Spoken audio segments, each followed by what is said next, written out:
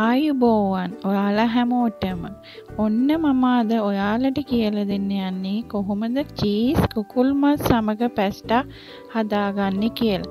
හරිම ලේසි ඒ වගේම හරිම රසවත් ආහාරයක්. මේ ආහාරය අපේ කුඩා දරුවන් ඒ වගේම වැඩිහිටි අයට උදේ ආහාර වේල සහ රාත්‍රී ආහාර වේල සඳහා පිළියෙල කරගන්න පුළුවන්. දැන් අපි බලමු ඒ සඳහා අවශ්‍ය අමුද්‍රව්‍ය. කුකුල් මස් ග්‍රෑම් 250 කහ කුඩු ලුණු ගම්මිරිස් ෆ්‍රෙෂ් මිල්ක් කෝප්පයක් පැස්ටා ග්‍රෑම් 400 චීස් පෙති දෙකක් බටර් ටීස්පූන් දෙකක් බිත්තර දෙකක්. ඉතින් අපිට කරන්න තියෙන්නේ මේ වගේ වතුර භාජනයකට ලීටර් 2ක් විතර උණු කරගෙන මේක ටිකක් රත් වෙන්න පටන් ගන්නට පස්සේ තමයි අපි පැස්ටා එක එකතු කරන්නේ. මොකද පැස්ටා එක අපිට මේකට හොඳට තඹ ගන්න ඕන. ඒ හින්දා දැන් අපි මේකට පැස්ටා එක දාලා හොඳින් කවලම් කරන්න ඕනේ. කවලම් කරලා විනාඩි 10ක් විතර මේක හොඳට තඹ ගන්න ඕනේ. තඹ ගත්තට පස්සේ අපිට පේනවා මේ වගේ හොඳට පැස්ටා එක තැම්බීගෙන එනවා. ඊට පස්සේ අපිට හොඳට මේක මික්ස් කරගෙන අපි කපාගත් සාමාන්‍ය සයිස් එකේ කුකුල් මස් එක අපිට මේකට එකතු කරගන්න පුළුවන්. මොකද කුකුල් මස් එක අපිට තඹ ගන්න ඕනේ. ඒ අතරතුරේ අපිට කහ කුඩු අවශ්‍ය ප්‍රමාණයට දාගන්න පුළුවන්. ඒ වගේම මේ සඳහා අපි එකතු කරගන්නවා ලුණු. කහ කුඩු පොඩ්ඩක් වැඩියෙන් දාන්න. මොකද එතකොට තමයි පාටට ලස්සනට එන්නේ. අපි මේක හොඳට දාලා මික්ස් කරන්න ඕනේ. මික්ස් කරලා අපිට දැන් තියෙන්නේ කුකුල් මස් එක තමයි තඹ ගන්න. මොකද පැස්ටා එක දැන් බාගෙට තැම්බිලා තියෙන්නේ.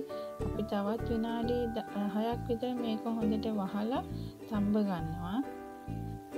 දැන් මේ තියෙන්නේ විනාඩි 10කට පස්සේ මගේ පැස්ටා එක දැන් හොඳට තැම්බිලා තියෙනවා. ඒ වගේම කුකුල් මස් එකත් තැම්බිලා තියෙනවා. පැස්ටා එකත් හොඳට තැම්බිලා තියෙනවා. ඔයාලට පේනවා ඇති.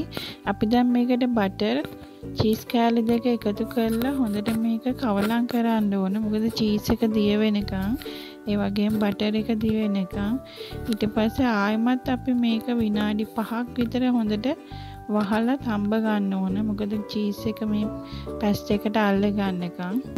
දැන් ඔයාලට මේ පේන්නේ විනාඩි 5කට පස්සේ පැස්ටා එක දැන් චීස් එකයි ඔක්කොම බටර් එකයි හොඳට මික්ස් වෙලා හොඳට කවලම් වෙලා තියෙන්නේ.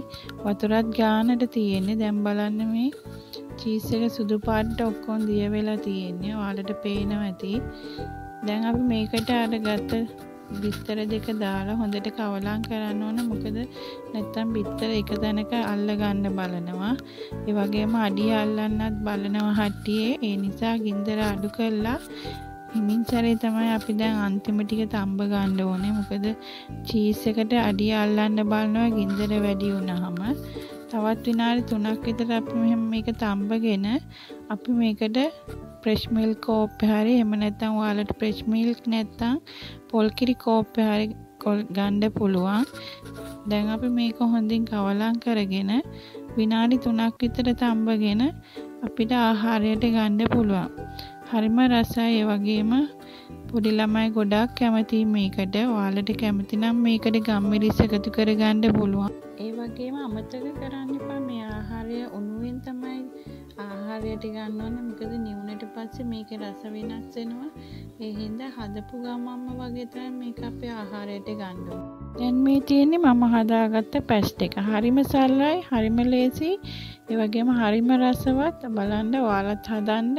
හදලා බලලා මට කමෙන්ට් කරන්න ෆොටෝ. ඒ වගේම අමතක කරන්න එපා මගේ ගමේ විදියට ඔයම YouTube නාලිකාවට කමෙන්ට්, ලයික්, සබ්ස්ක්‍රයිබ් කරන ගමන් ෂෙයා කරලා පහලින් තියෙන බෙල් අයිකන් එක ඔබලා මගේ ගමේ විදියට ඔයම නාලිකාවට එකතු වෙන්න. එහෙනම් ආයෙත් වෙනස් රසවත් ඒ වගේම හරිම සරල කෑම වට්ටෝරුවකින් හමු වෙන තුරු ඔයාලට සුබ දවසක්.